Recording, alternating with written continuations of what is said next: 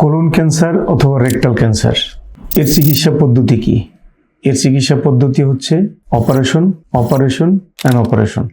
যদি অপারেশন সম্ভব না হয় তাহলে সেক্ষেত্রে প্রথমেই কেমোথেরাপি অথবা রেডিওথেরাপি, তারপরে অপারেশন, তারপরে যদি আবার লাগে কেমোথেরাপি, এবং কেমোথেরাপি যদি কাজ না করে তাহলে ইমিউনোথেরাপি। এগুলা হচ্ছে ক্যান্সার চিকিৎসার অপশন। তো সার্জারি যদি করা হয় তাহলে সেই সার্জারিটা কিরকম হওয়া উচিত? শুধু কেটে বের করে নিয়ে আসলাম টিউমারটা, তাই? অবশ্যই না। এখানে কিছু প্রিন্সিপাল রয়েছে। অর্থাৎ আমি যখন ক্যান্সারটা অপারেশন করব, তার পিছনের দিকে, সামনের দিকে, চারদিকের মার্জিনগুলো ক্লিয়ার হতে হবে এবং লসিকা গ্রন্থি কমপক্ষে 12টা আসতে হবে। না আসলে কিন্তু সেটাকে ক্লিয়ারেন্স বলা যাবে না। যার ফলে এই শর্তগুলো যদি অপারেশনের পরে প্রুভ করা যায় হিস্টোপ্যাথোলজির মাধ্যমে, তাহলেই শুধু বলা যাবে এটা ক্লিয়ার হয়েছে।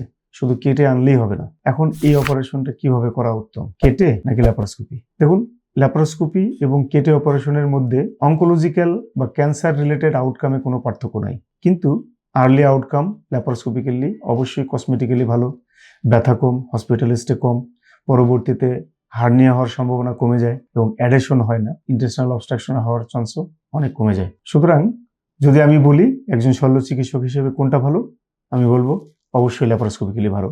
যদিও ল্যাপারোস্কোপিক্যালি সবাই এটা অ্যাডাপ্টেড না, এটা অত্যন্ত লং কার্ভের একটা চিকিৎসা পদ্ধতি। সুতরাং আমার উপদেশ থাকবে কোলোরেক্টাল ক্যান্সারের ক্ষেত্রে যদি সম্ভব হয় তাহলে ল্যাপারোস্কোপিক্যালি করাই উত্তম। ভালো থাকবেন সবাই।